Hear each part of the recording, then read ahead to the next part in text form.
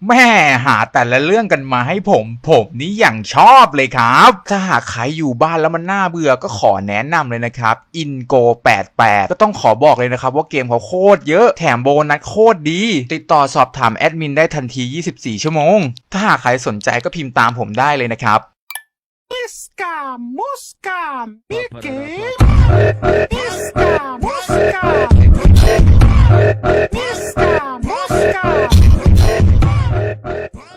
ฮัลโหลก็ต้องกราบสวัสดีทุกท่านกันด้วยนะครับผมนี่อย่างชอบเลยครับในการที่ทุกคนหาเรื่องแต่ละเรื่องมาให้ผมสปอยเนี่ยตอนแรกกะว่าจะลงเรื่องอื่นแล้วนะครับพอดีเห็นเอมิจังของผมเนี่ยเลยต้องเอามาพูดอย่ารอช้าครับมาฟังกันเลยดีกว่าก่อนรับชมคลิปนี้ผมก็ฝากทุกท่านกดไลค์กดแชร์กด Subscribe ด้วยนะจ๊ะไม่ต้องโอนค่ามาม่านะครับผมยังไม่หิวคำเตือนของคลิปนี้ถึงน่าจะไม่ละมุนแต่ก็ใส่ใจคุณมากกว่าประกันโอเคมาเปิดเรื่องตอนเช้านะบ้านหลังหนึ่งเราก็จะเห็นน้องเอมิจังของผมเนี่ยครับกำลังยืนรอน้องสาวอยู่พอน้องสาวมันมาถึงเนี่ยครับมันก็บอกพี่คะรอเฮียอะไรคะทำไมไม่เข้าบ้านเอมิจังก็บอกก็รอมึงไงไปกันเถอะเข้าไปพร้อมกันในระหว่างที่กำลังเดินเข้าไปในบ้านเนี่ยครับอยู่ๆลุงมันก็เปิดประตูสวนออกมาก็จะเล่าเรื่องย่อๆให้ฟังละกันนะครับก็คือแม่ของเอมิจังเนี่ยมันแต่งงานใหม่ก็เลยต้องมาอยู่กับไอ้ลุงคนนี้เอมิจังเนี่ยครับก็เหมือนจะไม่ค่อยชอบเพราะว่าไอ้ลุงคนนี้ชอบมองด้วยสายตาแปลกๆและหนังก็ได้ตัดภาพไปในเช้าวันรุ่งขึ้นครับลุงก็บอกนี่จะอาหารเช้าสำหรับวันนี้จ้ะเด็กๆแดกแค่ขนมปังกับน้ำชาเนี่ยนะลุงก็บอกที่ทำงานที่เธอไปสมัครมาเขารับแล้วนะตอนนี้น้องสาวก็ยินดีปีดามากเลยครับบอกยินดีด้วยนะที่เธอได้ทำงานแล้วเอมิจังของผมมันก็ระลึกนึกคิดเนี่ยครับบอกว่าที่ฉันสมัครไปเนี่ยมันเป็นบริษัทใหญ่เขาไม่น่าจะรับเข้าง่ายๆนะต้องเป็นเส้นสายของพ่อใหม่ของฉันคนนี้แน่ๆเลยเอมิจังก็คิดในใจครับบอกว่าฉันควรจะขอบคุณเขาอยู่หรอกนะแต่ว่าฉันรับไม่ได้จริงๆกับเรื่องเมื่อคืนนี้แล้วเรื่องเมื่อคืนนี้มันคือเรื่องอะไรหรอครับมาเราไปดูกันก็ในระหว่างที่เอมิจังกำลังมาขี้เนี่ยครับเอมิจังก็ได้ยินเสียงก๊อกก๊อกแก๊กแก๊กมันก็เลยสงสัยก็เลยมาดูมันก็ได้เห็นพ่อใหม่ของมันเนี่ยครับกำลังยืนทำร้ายแม่มันอยู่เอมิจังมันก็ตกใจมากครับแต่ก็ทำอะไรไม่ได้มันก็เลยต้องวิ่งจากไป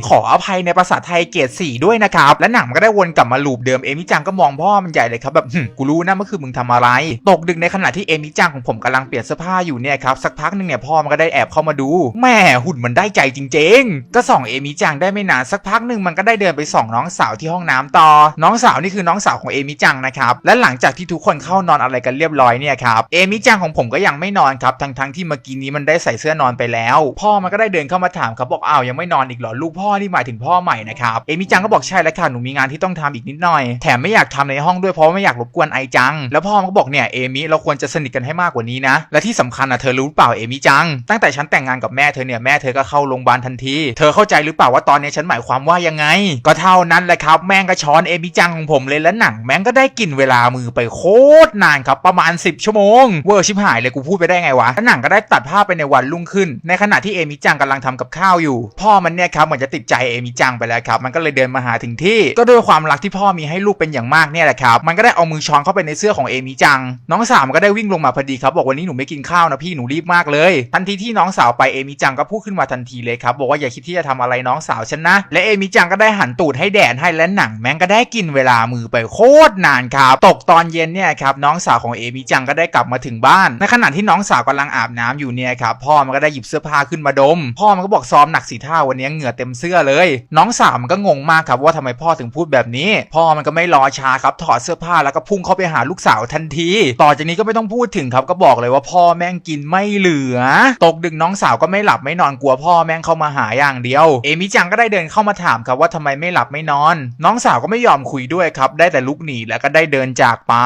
หลังจากนั้นได้ไม่นานเอมิจังก็ได้เข้านอนคนเดียวครับดึกๆเนี่ยพ่อมันก็ได้แอบย่องเข้ามาหาก็ด้วยความที่น้องสาวได้ลุกหนีไปหลบที่อื่นเนี่ยแหละครับพอเดินกลับเข้าห้องมามันก็รู้ทันทีเลยครับว่าเอมิจังกำลังโดนอะไรน้องสาวก็ตกใจเป็นอย่างมากครับแต่มันก็รู้ทันทีเลยว่าที่พี่สาวมันยอมให้แบบเนี้ยเพราะว่าเพื่อที่จะปกป้องน้องและหนังมันก็ได้ตัดภาพไปในตอนเช้าวันรุ่งขึ้นในขณะที่น้องสาวมันกำลังจะออกไปซ้อมกีฬาข้างนอกเนี่ยแหละครับพ่อมันก็บอกเฮ้ยแกอย่าเพิ่งไปมันนี่ก่อนสิเมื่อวานฉันรู้นะว่าแกกำลังแอบดูฉันอยู่พ่อมันก็ได้ปั่นหัวใหญ่เลยครับบอกว่าตั้งแต่ที่ฉันได้กับแกไปเนี่ยไอเอมิจังเนี่ยก็มาขอฉันบ้างและฉันก็เริ่มจะติดใจกับพี่สาวแกแล้วแหละตอนนี้แกไม่มีความหมายแล้วออกจากบ้านฉันไปได้แล้วพ่อมันนี่นิเทศเกรด4ป่ะเนี่ยพ่อมันก็บอกหรือถ้าไม่อยากไปก็แสดงความสามารถให้ได้ดีกว่าพี่สาวแกสิก็ด้วยเหตุนี้แหละครับน้องสาวมันก็เลยต้องจำใจทำมันก็เลยอมกระสวยรวยกระช่องพ่อมันครับมันก็ออกใหญ่เลยมันก็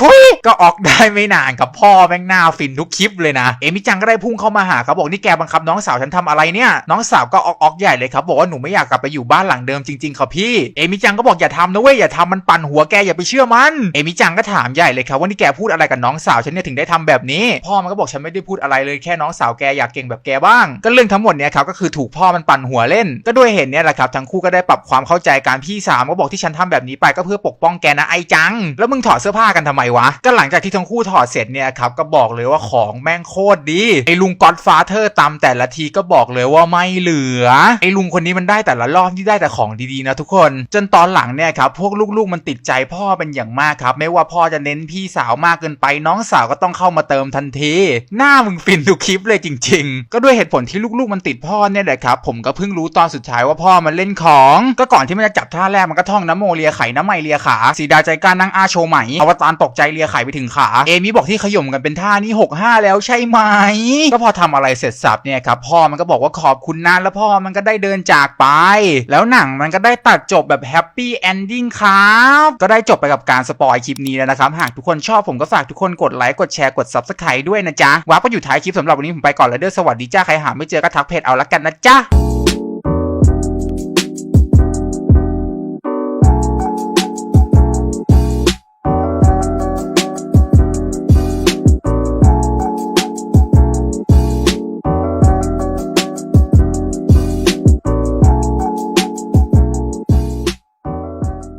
แล้วก่อนจากการหากใครสนใจก็อย่าลืมแอดไปนะครับแอด ingo88 มีแอดนำหน้าด้วยนะครับ